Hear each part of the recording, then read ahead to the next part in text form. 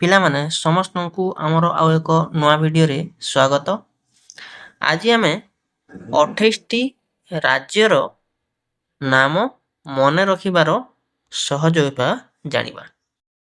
ଆଶା କରୁଛି ତମେ ଜାଣିଥିବ ଯେ ଆମର ଭାରତରେ ଟୋଟାଲ 28ଟି ରାଜ୍ୟ ଅଛି।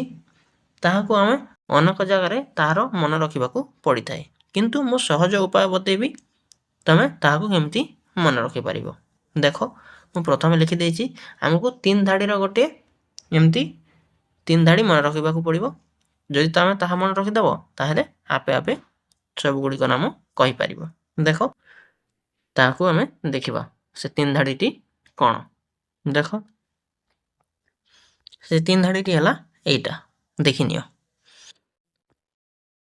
ଆମ ଓଝା ନାମ ହଗୁରା। ଟିକେ ଫନି ଅଛି ପିଲାମାନେ, କିନ୍ତୁ ମନେ ରଖିବ, ବହୁତ କାମରେ ଆସିବ ହେଲା, ବହୁତ କାମରେ ଆସିବ। ତାପରେ 2 ନମ୍ବର ଲାଇନ୍ ହେଲା ମିଛ ଗୋପ ତେମେ ବିଷିଆ। ଆଉ 3 ନମ୍ବର ଲାଇନ୍ ହେଲା ତାପତ୍ରୀ କଉ କେହି ଅମଉ। ଆଉ ଥରେ କହୁଛି, ଆମ ଓଝା ନାମ ହଗୁରା, ମିଛ ଗୋପ ତେମେ ବିଷିଆ, ତାପତ୍ରୀ କଉ କେହି ଅମଉ।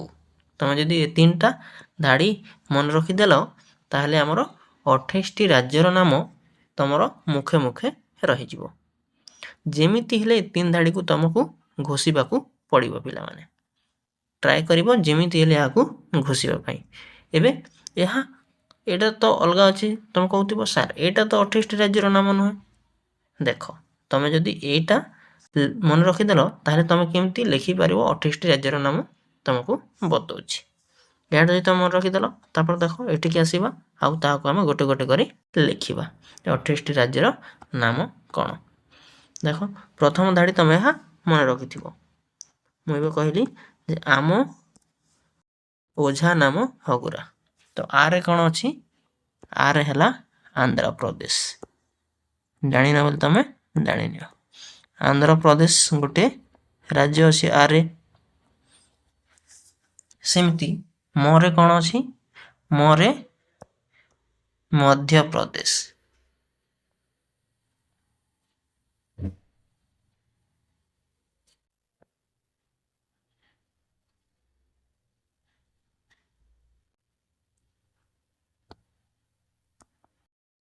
ଓରେ ଅଛି ଓଡ଼ିଶା।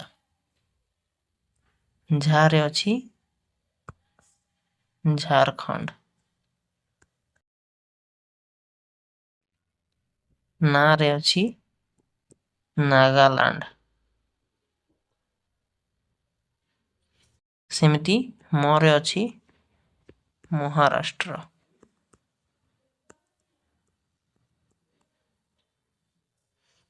ହରେ ଅଛି ହରିୟାଣା। ସେମିତି ଗୁରେ ଅଛି ଗୁଜୁରାଟ। ଓ ରାରେ ଅଛି, ଦେଖ ଏଟାକୁ ଏଠିକି ଆଣିକି ଲେଖୁଛି, ରାରେ ଅଛି ରାଜସ୍ଥାନ। ଅତି ସହଜ ପିଲାମାନେ। ତମେ ଯଦି ଏ ଗୋଟେ ଲାଇନ୍ ମନେ ରଖିଦେବ ତାହେଲେ ଏତେ ଗୁଡ଼ିଏ ରାଜ୍ୟର ନାମ ତମେ ଆରାମରେ ଲେଖିପାରିବ। ଆମେ ସେମିତି 2 ନମ୍ବର ଲାଇନ୍କୁ ଆସିବା। 2 ନମ୍ବରରେ ଅଛି, ଦେଖ ମି ଅଛି, ମିରେ ମିଜୋରାମ।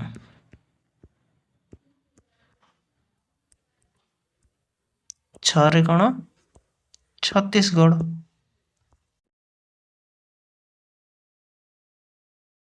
ସେମିତି ଗୋରେ ଗୋଆ। ପରେ ପଶ୍ଚିମବଙ୍ଗ।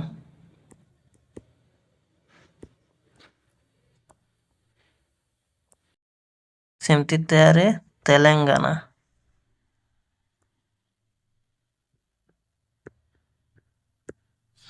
मेरे मेघालय।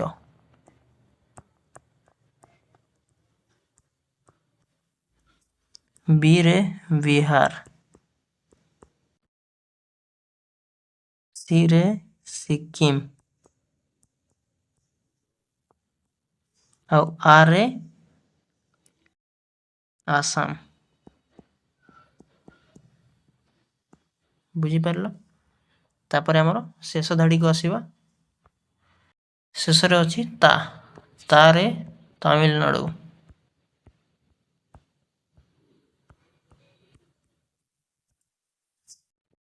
ପରେ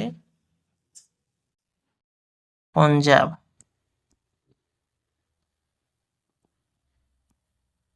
ତାପରେ ତ୍ରିରେ ତ୍ରିପୁରା। करे कर्णाटका।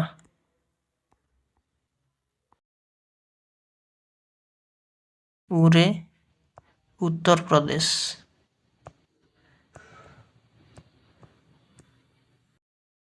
सेमती के फॉर और के रे केरल। हिरे हिमाचल प्रदेश।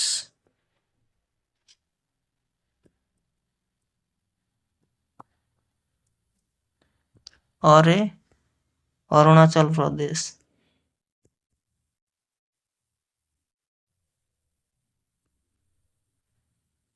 और मोरे मणिपुर।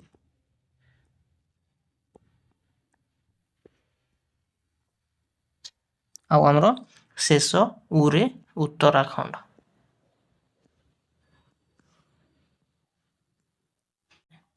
ଠିକ୍ ଅଛି, ଏହାକୁ ଥରେ ଦେଖିନିଅ, ତାପରେ ମୁଁ ତମକୁ ପୁରା ଲେଖିଲେ ଯେମିତି ପୁରା କମ୍ପ୍ୟୁଟର ପ୍ରିଣ୍ଟ ଅକ୍ଷର ଦେଖଉଛି। ଏହାକୁ ଥରେ ପଢ଼ିବାକୁ ଚେଷ୍ଟା କର ଆଉ ତମେ ତାହାକୁ ମନେ ରଖିବାକୁ ଚେଷ୍ଟା କର। ପ୍ରଥମେ ଯାହା କହିଲି ସେ 3 ଧାଡ଼ିକୁ ଆଗ ମନେ ରଖିଦିଅ, ଏଇଟା ତମର ମୁହେଁ ମୁହେଁ ଆସିଯିବ। ଦେଖ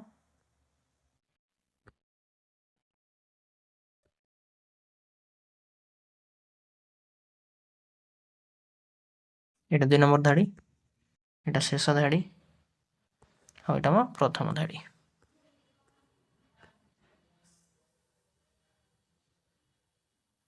ଠିକ୍ ଅଛି, ଏବେ ଦେଖଉଛି ତମକୁ କମ୍ପ୍ୟୁଟର ପ୍ରିଣ୍ଟରେ କେମିତି ଏଇଟା ଲେଖା ହେଇଥିବ। ଏପଟେ ସେପଟେ ହେଇଥିବ, ଭଲ ଦେଖାଯାଉନଥିବ, ସେଥିପାଇଁ ତମକୁ କମ୍ପ୍ୟୁଟର ଲେଖା ଦେଖାଉଛି ମୁଁ।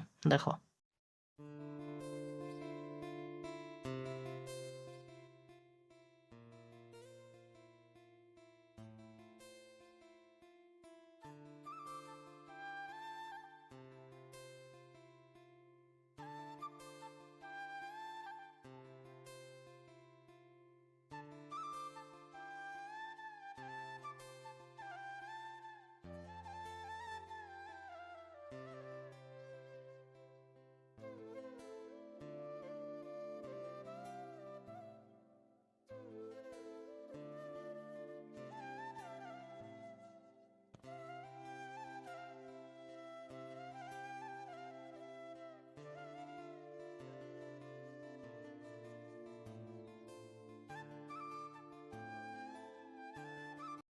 ପିଲାମାନେ, ଆମର ଯଦି ଭିଡ଼ିଓ ଭଲ ଲାଗୁଥିବ, ଭଲରେ ବୁଝିପାରୁଥିବ, ତାହେଲେ ଆମ ସହିତ ଯଦି ଯୋଡ଼ି ରହିବାକୁ ଚାହୁଁଛ, ତାହେଲେ କ'ଣ କରିବ?